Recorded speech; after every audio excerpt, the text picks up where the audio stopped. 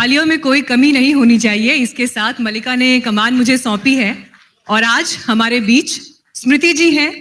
परिचय के लिए मैं क्या कहूं, वो खुद किसी परिचय की मोहताज नहीं है, लेकिन अमर उजाला संवाद में, क्योंकि आज का दिन हमने आधी आबादी को समर्पित किया है और वो आधी आबादी आज के दौर में जिन हस्तियों को, जिन महिलाओं को अपने प्रतीक के रूप में, प्रतिनिधित्व के बेस्ट रूप में देखती हैं, स्मृति जी उनमें से एक हैं।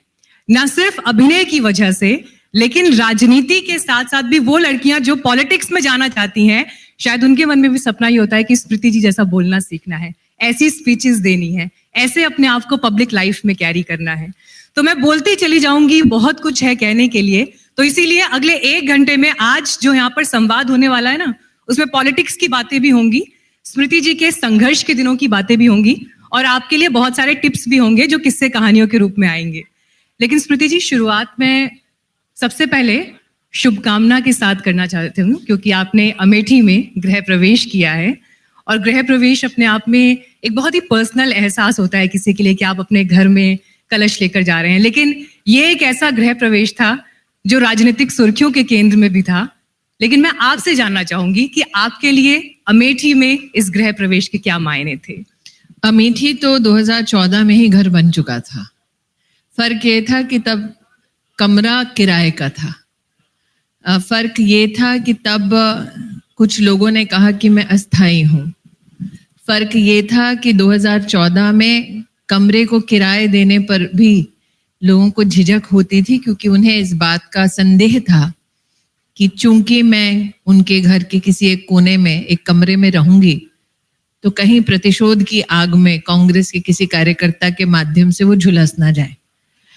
मुझे याद है 2014 में जब मैं पहली बार प्रत्याशी के नाते अमेठी आई, तब पूरे जनपद में जब रहने को जगह नहीं मिली, तो गौरीगंज में खेत के मध्य में एक सीमेंट का गोडाउन था।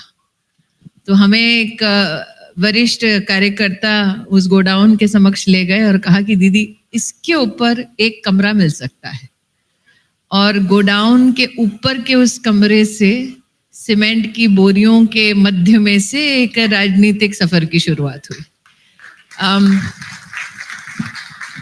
मुझे आज भी याद है, हम 4-5 महिला कार्यकर्ता थी। उनमें से कई ऐसे परिवारों से थी कि उन्होंने जीवन में कभी फर्श पर सोना ये कल्पना भी नहीं की थी। लेकिन कार्यकर्ता का जोश कुछ ऐसा है कि जब उन्हें पता है कि पथ कठिन है और कार्यक्रम की क्षमता के आधार पर इतिहास लिखना है, तो उन्हें वो जमीन भी, वो फर्श भी मंजूर हो गया, टपकती छत भी मंजूर हो गई। और जिसने जीवन में कभी अनुभव किया है फर्श पर सोने वाला, उसे पता है कि कीड़े मकोड़े भी उसके संग चलते हैं। तो कार्यकर्ताओं के उस चेतना से, कार्यकर्ताओं की उस प्रेरणा से आज यहाँ तक पहुँच पाई हूँ। कल आपके इस मंच पर शायद एक मेहमान रहे होंगे, उप मुख्यमंत्री जी। मुझे आज भी याद है कि 2019 में जब वो प्रचार में आए थे, तो लोगों से मिलने पर उनको ये कहा गया था कि दीदी किराए के घर में रहती हैं, इनसे कहिए अपना एक मकान बनाए। तो उन्होंने घोषणा की थी कि मैं वादा देता हूं कि दीदी घर बनाएगी। अब भाई के मुख से निकल गया वचन, तो बहन को तो पूर्ति करनी ही है। इसलिए मेरा ये सौभाग्य रहा कि इतनी क्षमता रही, इतना सहयोग रहा परिवार का, कि एक घर उस जगह पर बनाया जिसने मुझे अपना परिवार बनाया। तो मेरे लिए 10 साल की यात्रा का एक अहम पड़ाव है, एक अहम अंश है। आपने इतनी खूबसूरती के साथ अमेठी की ये पूरी यात्रा और वहाँ पर घर बनना कैसे अपने आप में एक पड़ाव रहा आपके राजनीतिक जीवन में भी, निजी जीवन में भी, और एक लर्निंग रहा, उसको बड़ी ब्यूटीफुली यहाँ पर एक्सप्लेन किया। लेकिन अमेठी का जो खाका आपने खींचा, उसमें अमेठी के पिछड़े होने की भी एक तस्वीर जो है आपकी बातों में झलकी है। थोड़ा पीछे आपको ले जाना चाहूंगी। जब आपको पहली बार ये बताया गया ऑफिशियली कि आप अमेठी अब जा रही हैं और आपको वहां चुनाव लड़ना है, तो वो पहला क्षण आपके लिए कैसा था अमेठी को लेकर? मुझे जब मेरे पार्टी के राष्ट्रीय नेतृत्व ने कहा कि उन्होंने निर्णय किया है कि मैं अमेठी से प्रत्याशी रहूंगी, मुझे आज भी वो शाम याद है, 22 मार्च की शाम थी, जब लगभग 10:30 बजे मुझे फ़ोन आया था। मैंने अनुमति मांगी अपने नेतृत्व से कि मैं एक बार घर फ़ोन करके पूछ लूं। ये सवाल कुछ लोगों को अटपटा लगा होगा, जो लोगों के मन में ये भावना है कि महत्वाकांक्षी महिलाएं या राजनीति में नेतृत्व देने वाली महिलाएं इस प्रकार का प्रश्न नहीं करेंगी। लेकिन मुझे इस बात का एहसास था कि अमेठी की लड़ाई कोई साधारण राजनीतिक लड़ाई नहीं है। उसका खामियाजा मात्र मुझे नहीं, मेरे पूरे परिवार को भुगतना पड़ेगा। आपको शायद आज एहसास ना हो, लेकिन 2014 में जब मुझे प्रत्याशी के नाते भेजा गया, तब केंद्र में सोनिया गांधी की सरकार थी, प्रदेश में सपा की सरकार थी। दोनों तरफ दो खिंची हुई तलवारों के मध्य में मुझे अमेठी में प्रवेश करना था। ये भी ज्ञात था मुझे कि अमेठी वो क्षेत्र है जहां चुनाव में उम्मीदवार की हत्या होती है या उसके ऊपर गोलियां चलाई जाती हैं। और मुझे आज भी याद है, जब मैंने परिवार को फोन करके ये प्रश्न किया तो मुझसे पूछा गया कि अगर कुछ अनहोनी हो जाए तो क्या करोगी, क्योंकि 10 साल पहले एक बच्चा 9 साल का था, एक बच्चा 11 साल का था। तो पति पत्नी ने बैठकर निर्णय किया कि आप कभी मत आइएगा अमेठी, क्योंकि दोनों में से एक बचना चाहिए बच्चों के लिए। तो आज मैं सार्वजनिक इसलिए ये बात कह रही हूँ क्योंकि आज जीत के बाद जब विशेषता आप सुनते हैं, हम कहते हैं 400 पार होने वाले हैं, ये समझना भी थोड़ा सा दुर्लभ हो जाता है कि 2014 में वो मंजर क्या रहा होगा। 9 साल का बच्चा और आप पति से कह रहे हैं कि ये निर्णय करना है अभी के अभी, और ये निर्णय होता है कि परिवार से कोई नहीं आएगा ताकि परिवार शारीरिक रूप से सुरक्षित रहे। ये भी कहना कि कटाक्ष होगा, किसी को कुछ नहीं कहना है, भद्दी बातें कही जाएंगी, सबको चुपचाप सहना है। तो परिवार में बड़ों को बिठाना साथ, बच्चों को लेना और ये समझाना उस वक्त, वो अपने आप में जीवन की एक अलग किताब है। तो वहाँ से अमेठी का सफ़र शुरू हुआ और ये चर्चा हमारे घर में मात्र 1 घंटे की ही रही, क्योंकि माता जी और मेरा जो मायका है वो संघ की पृष्ठभूमि से है। तो निर्णय लेने में बाकी कोई आइडियोलॉजिकल कठिनाई नहीं थी। परिवार की दृष्टि से एक इमोशनल और लॉजिस्टिकल जो चुनौती थी, तो मुझे आज भी याद है कि वो 1 घंटा, उस घंटे में जो पारिवारिक निर्णय, and the rest as this is history. 1 घंटे बाद फोन किया पार्टी के नेतृत्व को, लगभग 11:30 बजे थे रात के, 11:40, और कहा कि सर मैं लड़ूंगी अमेठी से। क्या बात है। और हिस्ट्री भी ऐसी जो 2019 की राजनीति के दुनिया में सबसे बड़ी हेडलाइन थी, और ऐसी हेडलाइन थी कि अब उसके बाद 2024 में क्या हेडलाइन मिलेगी वो देखना होगा, क्योंकि हम लोग अखबार में आया है आज ही कि जिन्होंने अमेठी छोड़ दिया 19 में, अब वो वायनाड छोड़ने की तैयारी में है। अच्छा, अब तक खबरें पहुंच रही हैं ऐसी? अब अमर उजाला के मंच पर आई हूं, अगर मुझ तक खबर ना पहुंचे तो लानत है। 2024 में अमेठी से कौन लड़ेगा स्मृति जी के सामने? खबर पहुंच रही है, बताएगा भाजपा से कौन लड़ेगा। देखिए, बहुत आसान होता है जब आप एक ऐतिहासिक जीत दर्ज करा ले, एम्बिशियस होना और सुपर कॉन्फिडेंट होना और मर्यादा लांघना। बहुत मुश्किल होता है ऐतिहासिक जीत दर्ज कराने के बावजूद। मैंने गत 5 सालों से, जब से मुझसे ये प्रश्न किया गया है, एक ही उत्तर दिया है कि 24 में अमेठी से कौन लड़ेगा, भारतीय जनता पार्टी से, उसका निर्णय बीजेपी की पार्लियामेंट्री बोर्ड करेगी। मैं ऐसी कोई घोषणा नहीं करूंगी, क्योंकि कार्यकर्ताओं से अपेक्षा है मर्यादा का हम उल्लंघन ना करें। लेकिन इतना आश्वस्त कर सकती हूँ कि लड़ेगा चाहे जो भी, 400 पार के आंकड़े में एक कमल का फूल पुनः अमेठी से जाएगा। चलिए, हम तो यही मान के चल रहे हैं कि स्मृति जी ही होंगी अमेठी से, तो उनके सामने क्या प्रियंका गांधी हो सकती हैं? ऐसी कुछ खबरें पहुंच रही हैं आप तक? अगर राहुल जी इच्छुक नहीं है तो? देखिए, मुझे ऐसा लगता है, अगर आप अमेठी का राजनीतिक विश्लेषण करें तो 2022 के विधानसभा के चुनाव में उत्तर प्रदेश की राजनीतिक कमान कांग्रेस पार्टी में श्रीमती वाड्रा के हाथ में थी। उस वक्त भी अमेठी के 5 में से 4 विधानसभा में श्रीमती वाड्रा और उनके भाई राहुल गांधी दोनों मिलकर प्रचार करने आए थे। जिन 4 सीटों पर वो अमेठी में प्रचार करने आए, जब राजनीति की और पूरी की पूरी उत्तर प्रदेश की कमान श्रीमती वाड्रा के हाथ में थी, तब उन 4 सीटों पर कांग्रेस की जमानत जब्त हुई है।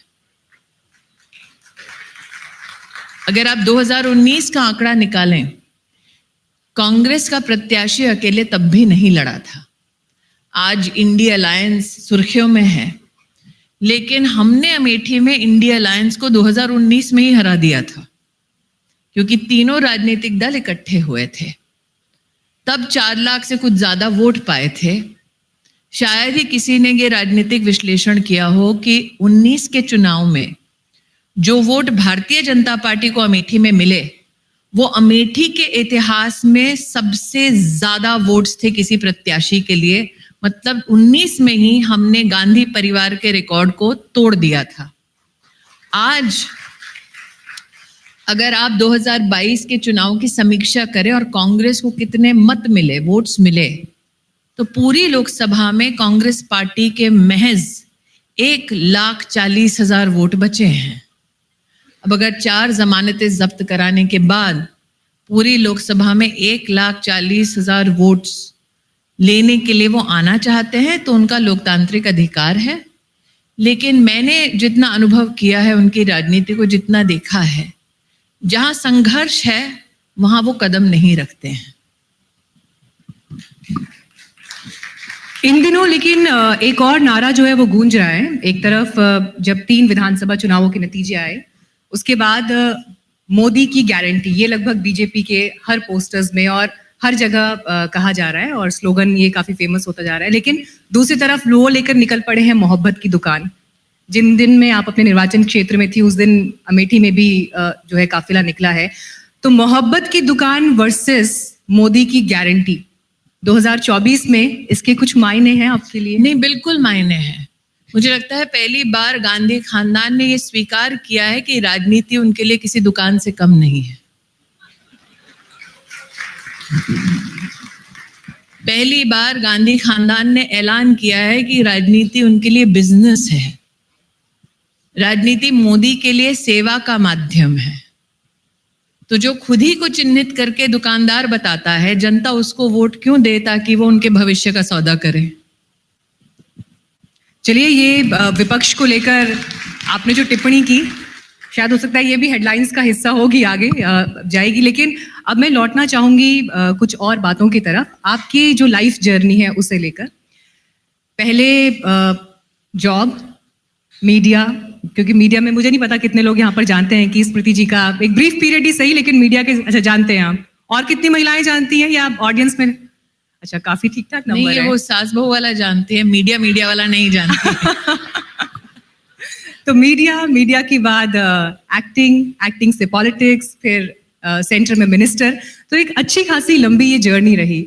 लेकिन आज जब आप पीछे पलट कर देखती हैं, सबसे चैलेंजिंग पीरियड इसमें से कौन सा था, या लर्निंग पीरियड बहुत लोगों जिसने आज के जीवन को शेप किया? बहुत लोगों को ये खुशफहमी है कि मेरी मीडिया की यात्रा और पॉलिटिक्स की यात्रा भिन्न थी।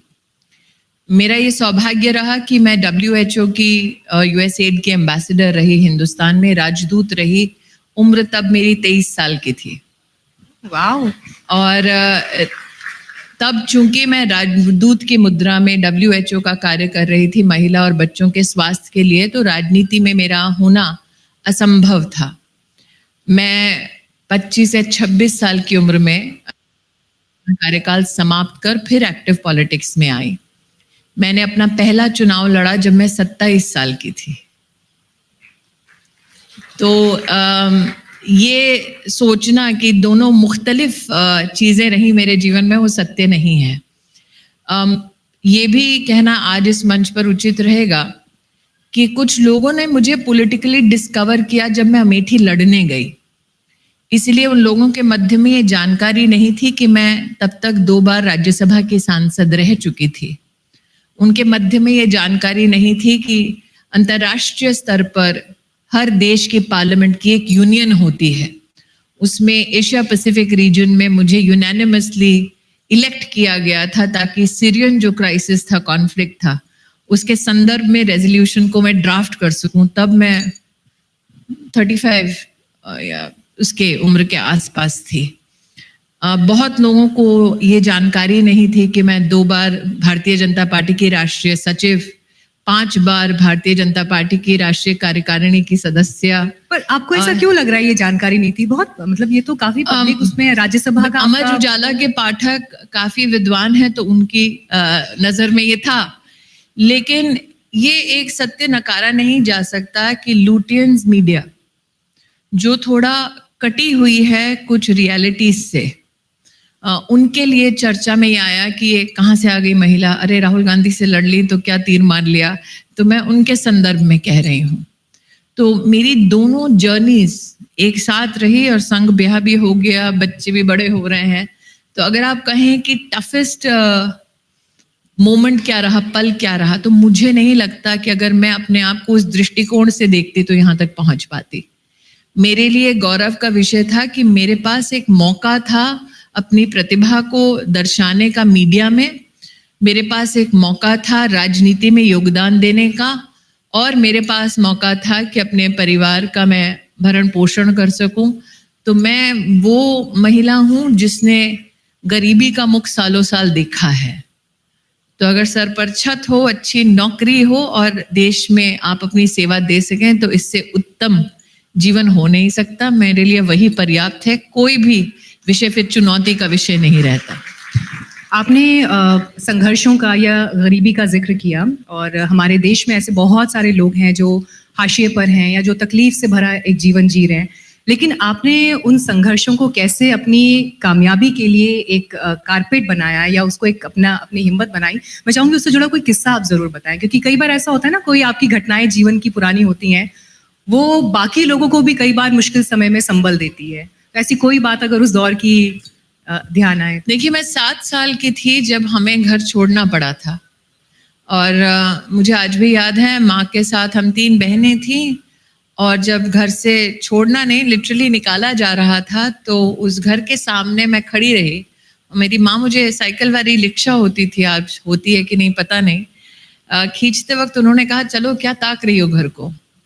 तो मैंने माँ से कहा पलटकर कि एक दिन आएगा जब मेरी औकात इतनी होगी कि जिस घर से तुझे निकाला है वो खरीद लूंगी। तो उस वक्त मुझे आज भी याद है, कस के एक चांटा पड़ा था, क्योंकि मेरी माँ ने मुझसे कहा था कि हम एक ऐसी आर्थिक पृष्ठभूमि से हैं जहाँ पर ये सपने ना कोई देखता है न ऐसे सपने कोई बयां करता है।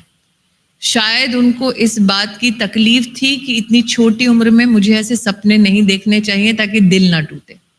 आज क्योंकि मेरे अपने बच्चे हैं इसलिए मुझे ये समझ आता है कि एक पेरेंट अपने बच्चों को क्यों प्रोटेक्ट करना चाहता है, उसके ही एम्बिशन से।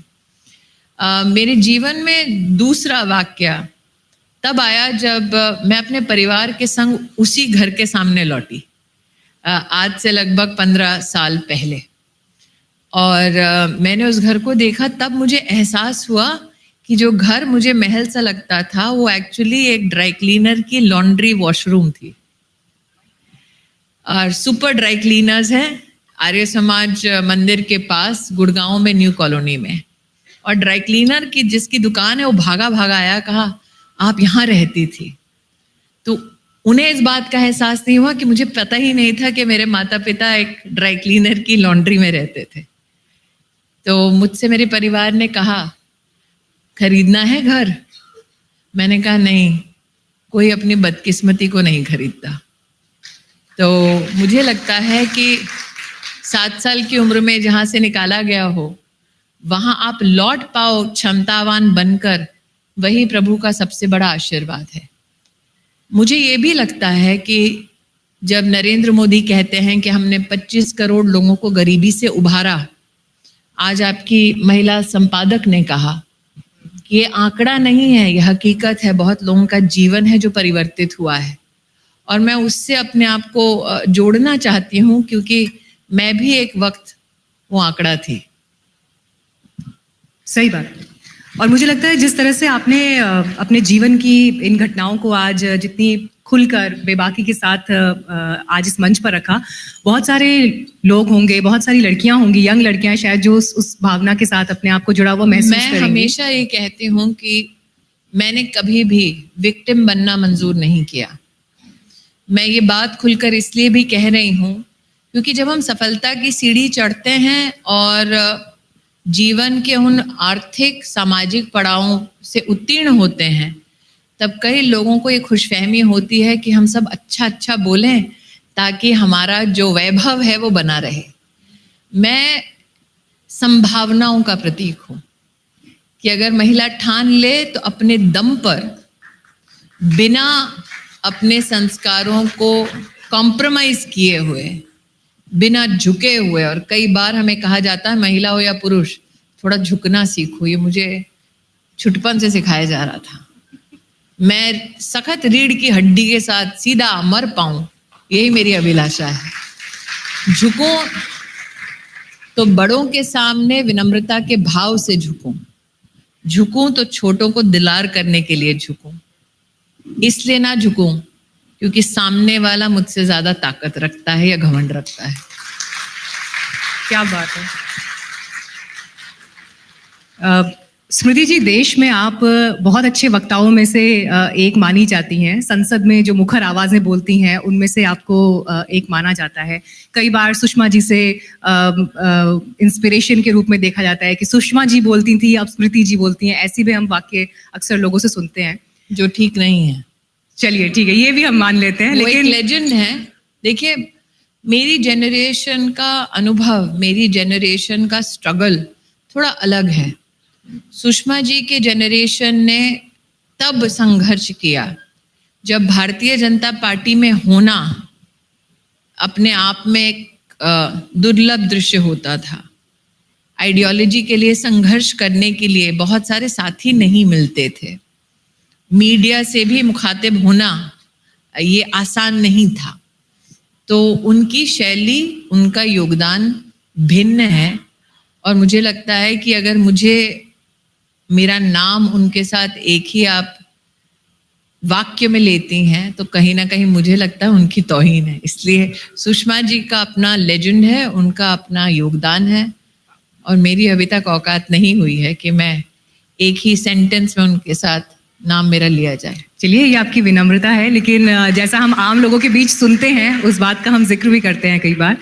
लेकिन जब मैं आपकी स्पीचेस की बात कर रही हूँ, आपके बोलने के अंदाज की बात कर रही हूँ, ये पॉइंट मैं स्पेसिफिकली इसलिए लेकर आई हूँ कि बहुत सारी लड़कियां जो पॉलिटिक्स में आने का सपना देखती हैं, और महिलाओं को जब वो रिप्रेजेंटेशन मिलता है कि संसद में खड़े होकर आप किसी इंपॉर्टेंट विषय पर सरकार की तरफ से पक्ष रख रहे हैं, या इवन अगर विपक्ष में भी हैं तो वहां से जो सवाल उठाए जा रहे हैं, एक अजीब सी धारणा मैं कह लूं इसे, कि ये माना जाता है कि अगर कोई अभिनय की दुनिया से आ रहा है, या अगर कोई मुंबई जैसे एक मेट्रो सिटी में, जिसको ड्रीम सिटी कहा जाता है, वहां रह रहा है, और मुंबई की जो भाषा है उसके मुकाबले जो भाषा आज जिसमें आप बात करती हैं वो 1 दिन या 2 दिन या 3 दिन का सफर नहीं हो सकता। उसके लिए भी कैलकुलेटिव तरीके से सोच समझकर तैयारी या प्रिपरेशन कभी आपने की, या ये मुझे ये नहीं पता था आपका संवाद क्या होने वाला है।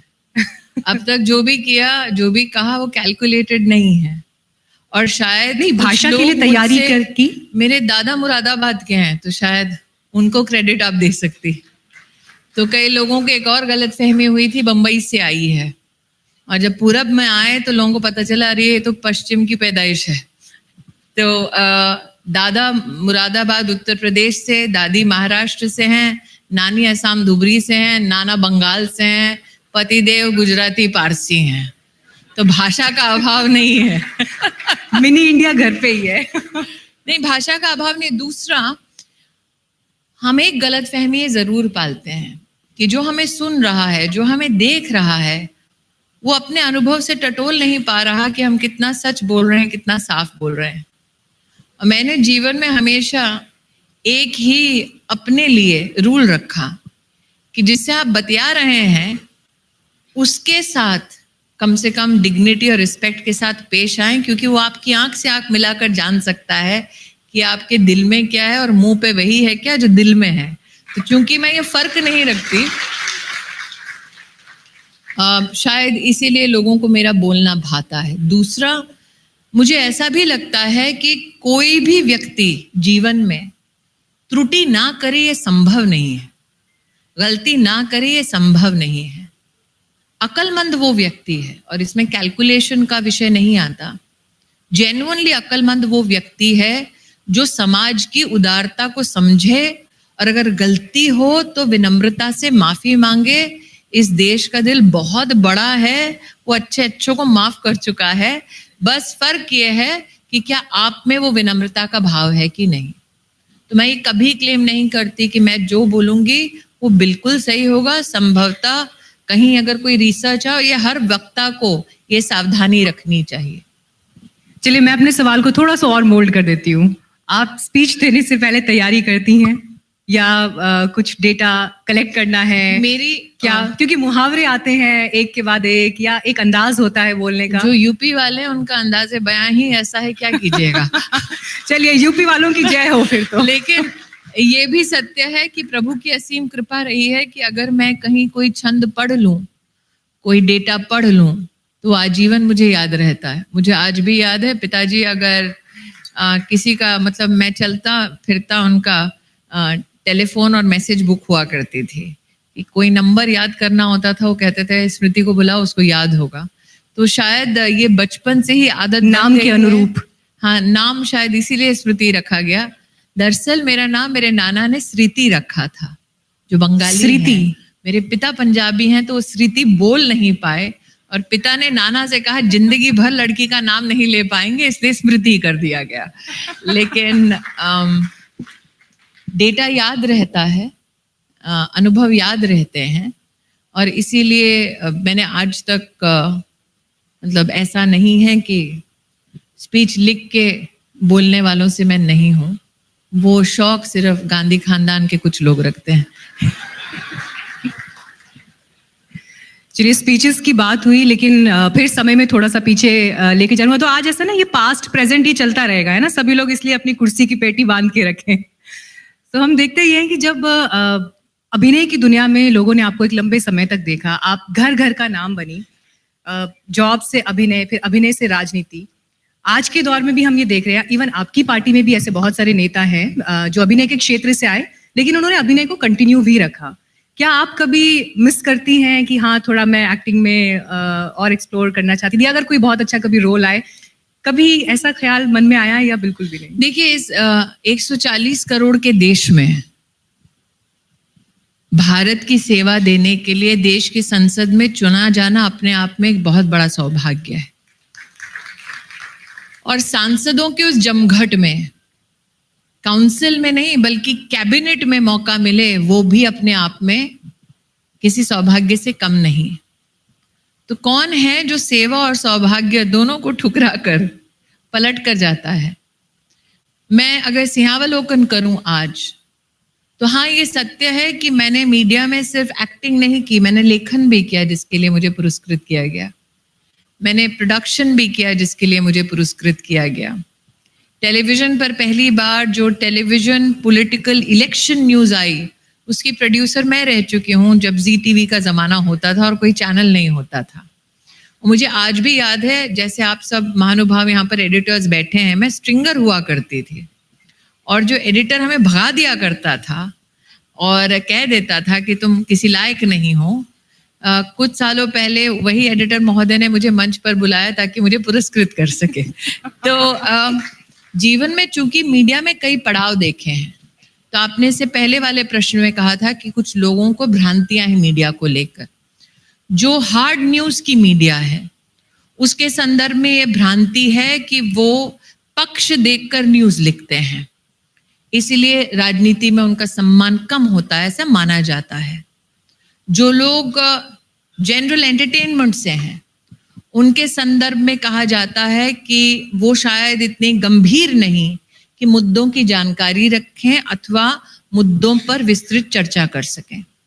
और चूंकि मैं मीडिया के दोनों पक्षों से थी, इसलिए मेरा बर्डन थोड़ा डबल था कि सबके संदर्भ में जब मेरी चर्चा होती थी तो चित भी मेरी नहीं थी और पट भी मेरा नहीं था।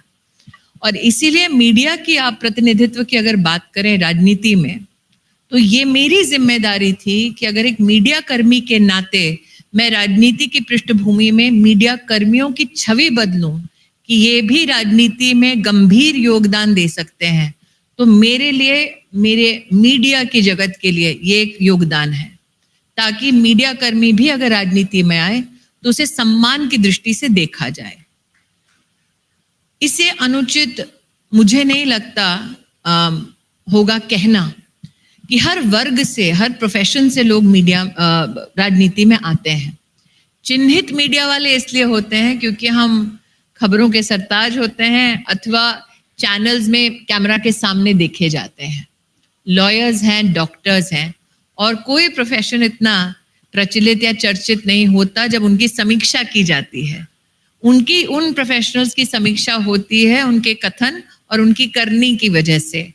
हमारी समीक्षा होती है हमारे इतिहास की वजह से भी। तो यही एक फर्क है और कुछ नहीं। आपने क्योंकि राजनीति में प्रतिनिधित्व का जिक्र किया, और ये एक बड़ा रेलेवेंट सवाल इसलिए भी है कि बहुत सारी लड़कियां स्पेसिफिकली, क्योंकि आज हम नारी शक्ति की बात कर रहे हैं, जो राजनीति में आने का सपना देखती हैं। पहला पॉइंट तो ये कि उन्हें आप क्या आज की तारीख में सीख देना चाहेंगे, एडवाइस करेंगे? और इसी में एक बात और जोड़ूंगी। कभी किसी मंच पर किसी पुरुष को दूसरे पुरुषों के लिए एडवाइस मांगते सुना है?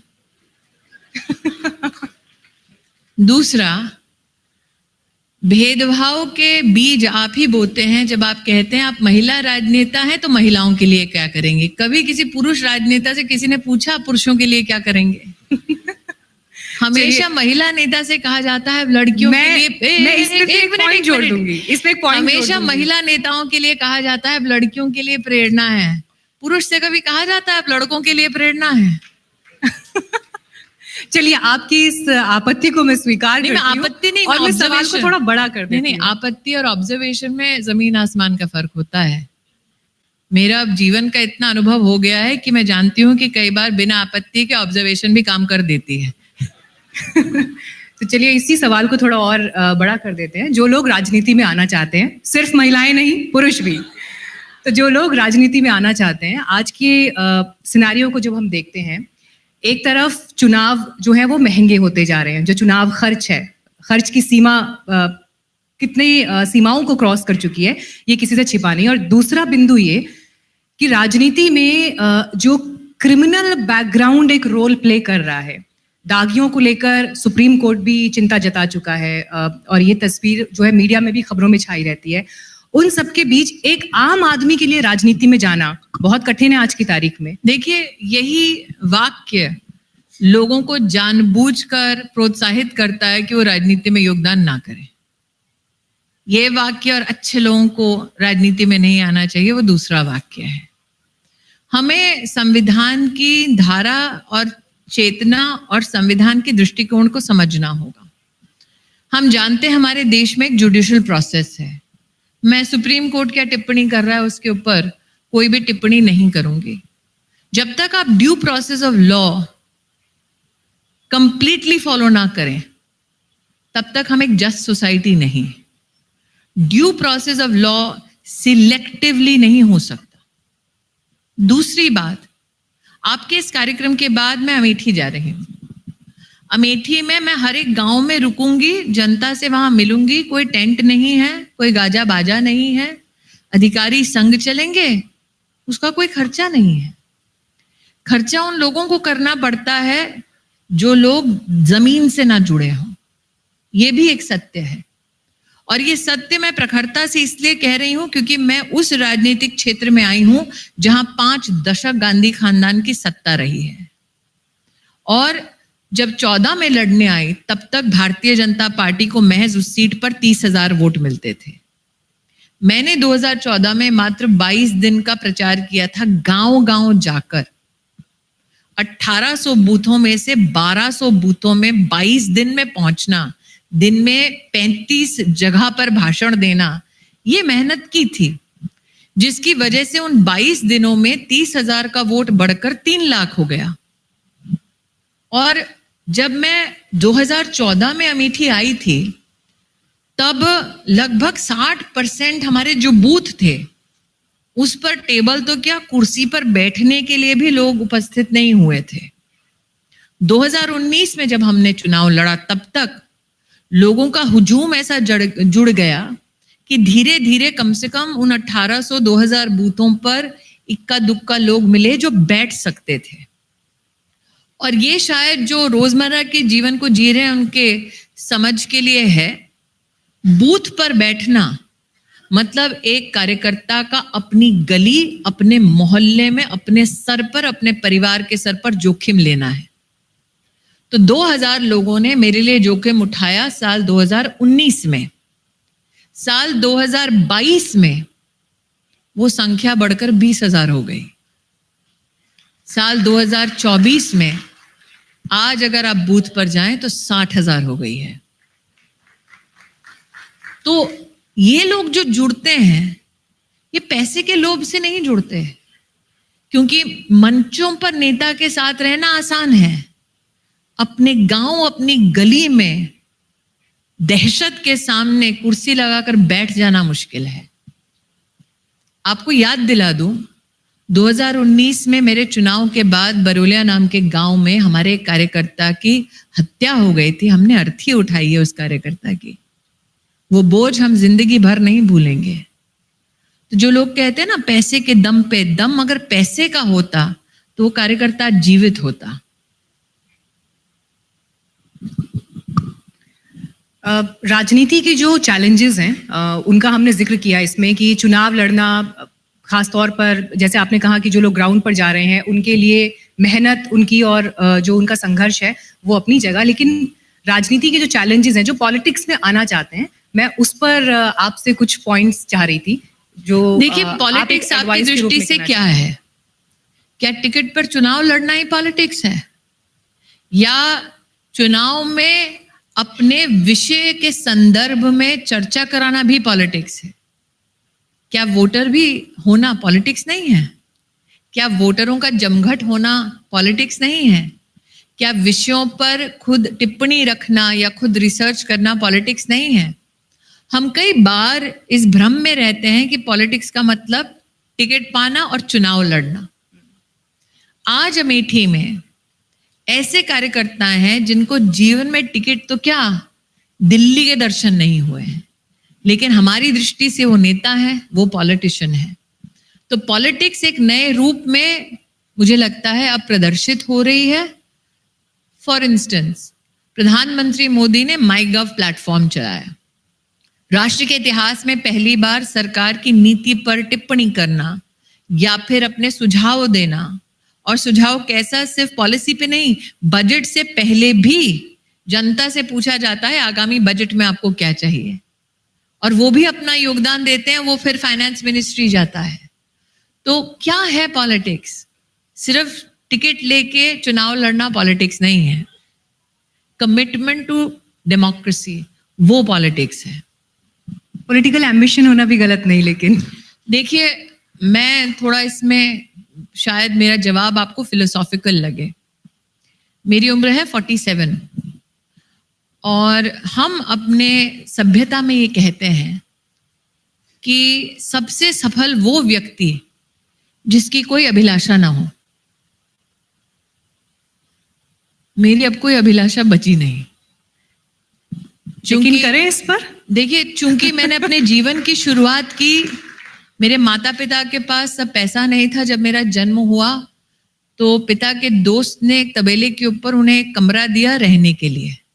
पीतल के उनके पास 2 पतीले थे, 150 रुपये थे। मैंने जीवन की शुरुआत वहां से की है। उसके बाद सब कुछ सरप्लस है।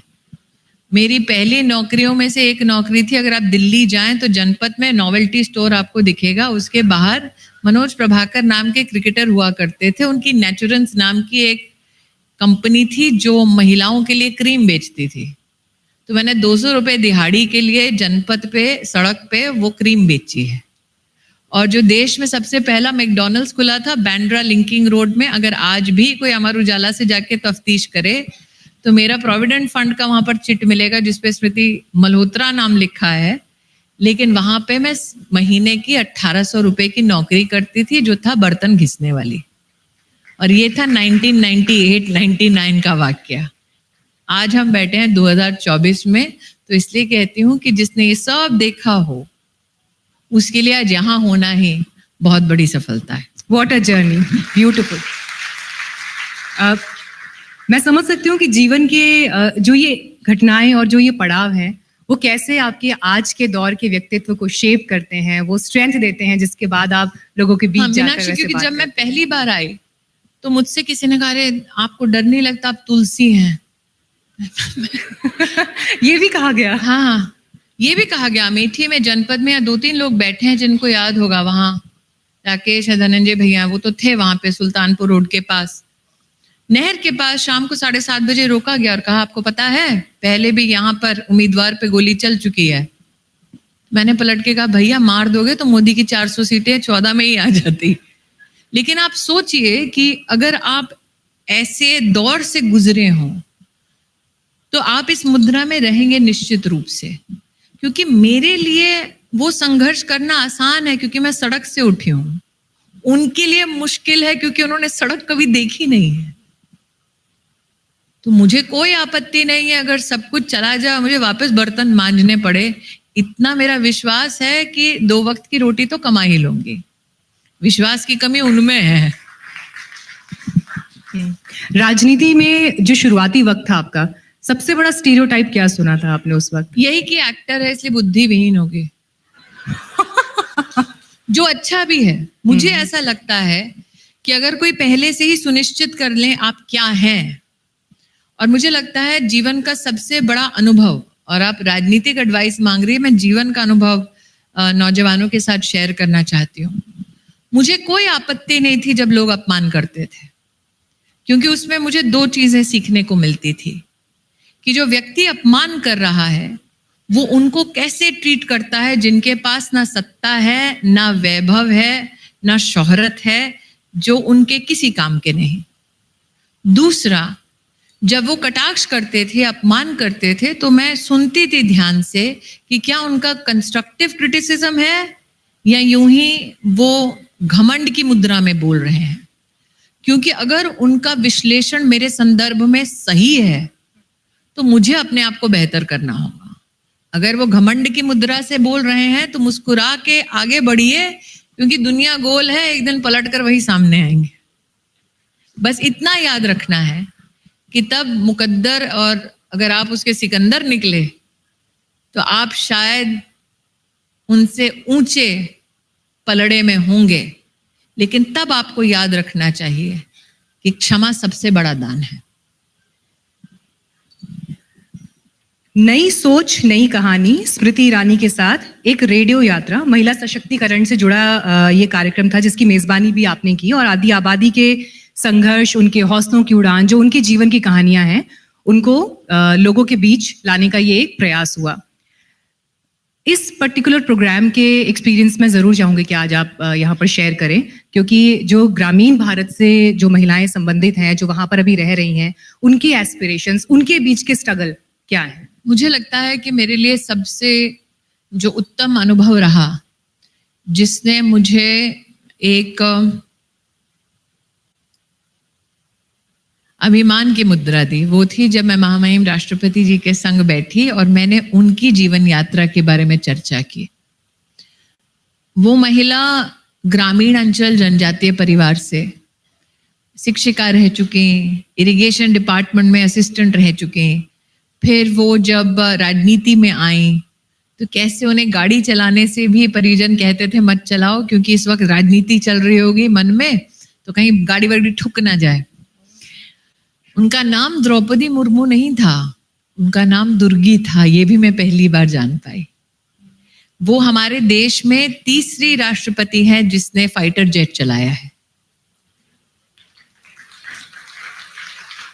तो मुझे लगता है कि उनके साथ का जो अनुभव रहा, उनकी जीवन यात्रा को समझने का, वो एक दुर्लभ अनुभव है किसी भी पत्रकार के लिए, और उनका जीवन अपने आप में हमारे देश के लिए कितनी बड़ी प्रेरणा है, ये उस चर्चा से कहीं ना कहीं उभर कर आता है।